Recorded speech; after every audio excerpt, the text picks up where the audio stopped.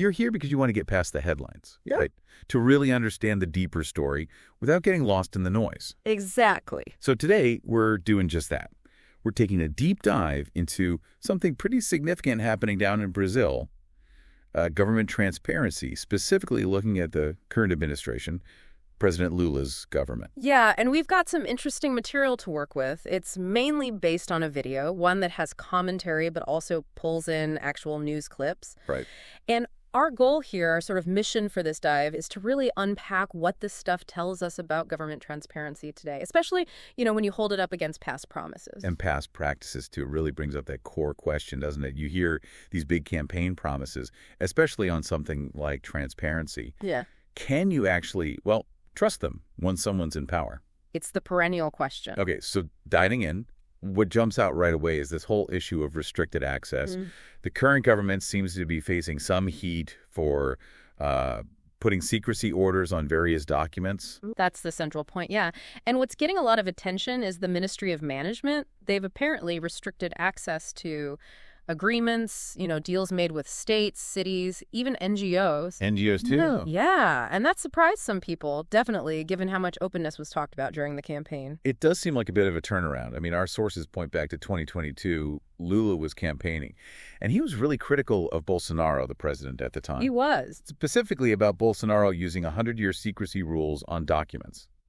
Lula actually said back in June 22, I think, that Bolsonaro was using secrecy to shield himself, his family, his allies, from investigations. Pretty strong words. Very direct. And there's this news clip in our source material that really hammers this home. The text on screen, it says, Lula contraria promessa e impede sigillo em documentos públicos. Which means? Lula contradicts promise and imposes secrecy on public documents. I mean, that headline basically captures the whole tension we're looking at. And it wasn't just like an off-the-cuff remark during the campaign either.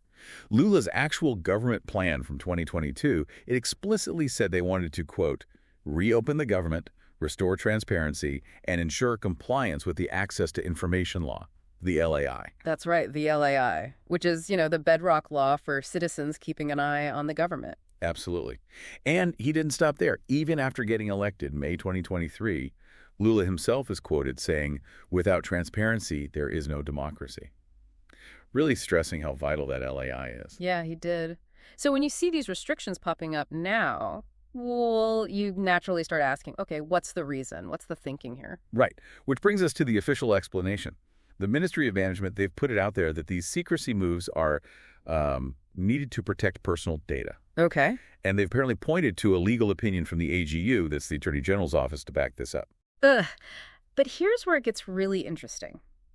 The AGU itself, the Attorney General's office, according to what we've seen, they've reportedly said their legal opinion on these agreements doesn't actually stop the documents from being accessible. Wait, really? Yeah, that they can still be audited, they can still be public. So there's this disconnect, right?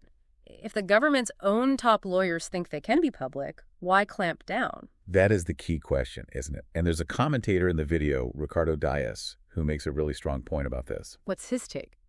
He basically argues that confidentiality just isn't appropriate when you're talking about public money. Full stop. His view is that secrecy in these situations, it can basically open the door to corruption. Because you can't see who's getting the money, how it's being spent, maybe who's misusing it. That makes a lot of sense. I mean, think about it. The public's right to know how their tax money is used. That's fundamental for accountability in a democracy. Totally. So if you start shielding that information, it's almost inevitable that public trust starts to, wear thin. And it's not just these big picture agreements either. The sources give us some specific examples where secrecy was imposed by the current government.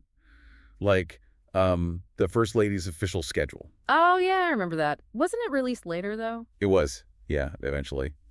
But initially kept under wraps.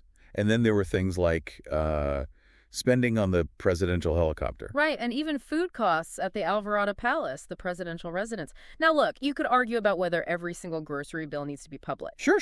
But the act of imposing secrecy, especially when you remember the criticisms of the previous guy doing similar things, that carries a lot of symbolic weight. It definitely invites that comparison. And the sources actually give us some numbers on that, comparing denials of information requests under the LAI. Okay, what do they show?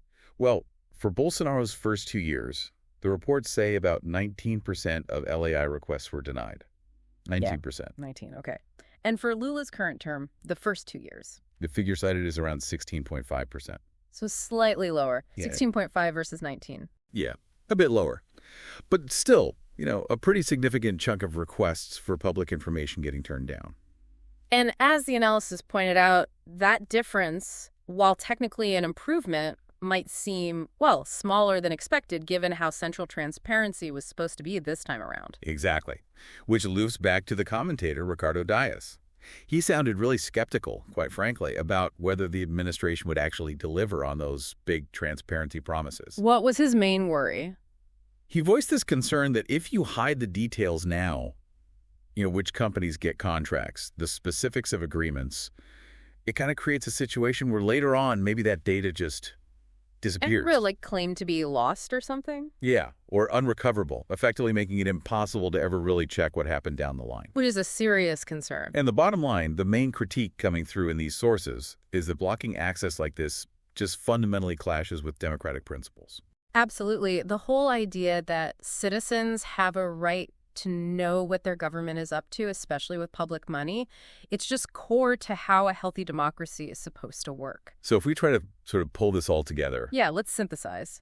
The real nub of it seems to be this clash, this apparent contradiction between the very strong promises made about transparency before the election, Right. and what seems to be happening now with secrecy being imposed on different kinds of government documents. Well, I've heard the government side, the justification about protecting personal data. But we've also seen that counter-argument, not just from critics, but seemingly from the AGU itself, suggesting maybe that's not the full picture, especially when public funds are involved. Right, that maybe transparency and data protection aren't always mutually exclusive here. Which leaves us, and you listening, with a pretty big question to chew on. If this is the reality, what does it really mean for holding our elected leaders accountable? And maybe more importantly, how can citizens push for and actually get the transparency they were promised? It really forces you to think about how vital access to information truly is for a democracy you can trust. Definitely something to reflect on. Thanks for joining us for this deep dive today.